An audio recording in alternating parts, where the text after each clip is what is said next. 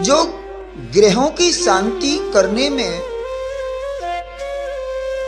कुछ लोगों के पास पैसा है, कुछ लोग कर्जा कर लेते हैं, 1-1 लाख रुपए कर्जा करके फिर काल सर्प योग कराते हैं, पितृदोष की शांति कराते हैं, लाखों रुपए लगते हैं।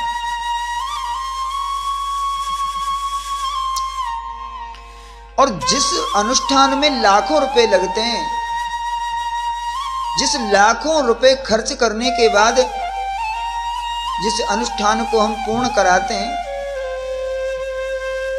और जिस मनोकामना की पूर्ति करते हैं, वो मनोकामना बिना पैसे खर्च किए होती है।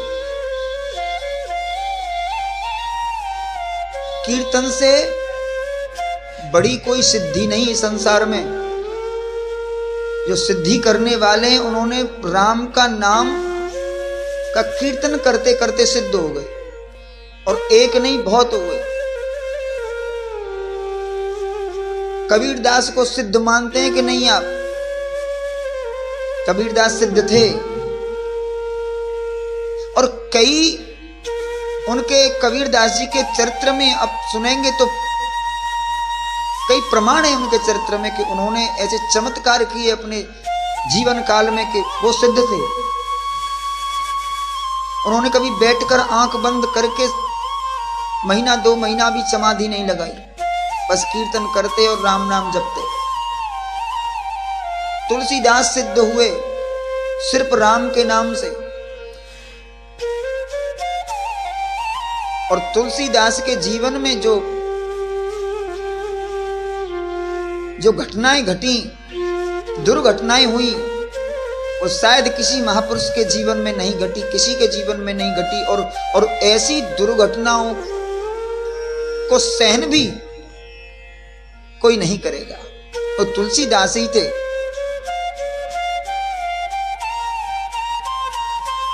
और तुलसीदास पढ़े लिखे थे, वेद पढ़े थे, उन्होंने न्याय पढ़ा था, उन्होंने धर्मशास्त्र पढ़ा था, उन्होंने ज्योतिष पढ़ी थी, उन्होंने काशी में रहकर तुलसीदास जी ने। तो क्या वो ये नहीं जानते थे कि मेरे जीवन काल में जो ये घटना घट रही है, जो बुरा समय आ रहा है, उसका उपाय मैं कोई अनुष्ठान करके कर लूं? कभी उन्होंने कोई अनुष्ठान नहीं किया। जो भी कार्य किया राम के लिए किया, कृष्ण के लिए किया। और ध्यान से सुनने की बात है। कभी कोई न महामृत्युंजय का पाठ किया, न कोई शिव जी की इसलिए उपासना करी, कोई अनुष्ठान ऐसा किया हो कि हमारे दुख दूर हो जाए, नहीं। वो सिर्फ राम नाम जप के ही सिद्ध हुए। और सबसे बड़ा प्रमाण है रविदास जी। आप सभी जानते हैं रविदास जी को। रविदास जी तो भजन भी ऐसी स्थिति में करते थे, जूते बनाते बनाते, और ये आप सब जानते हैं।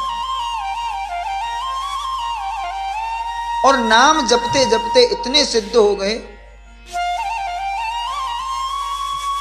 कि माता गंगा जी उनके कठौती में,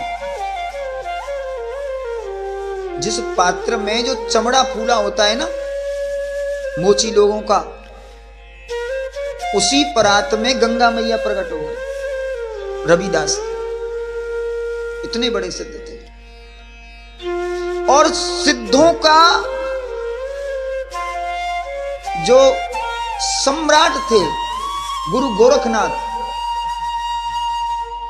गुरु गोरखनाथ से बड़ा कोई सिद्ध नहीं हुआ हमारे। गुरु गोरखनाथ भी जाके रविदास को नतमस्तक हुए।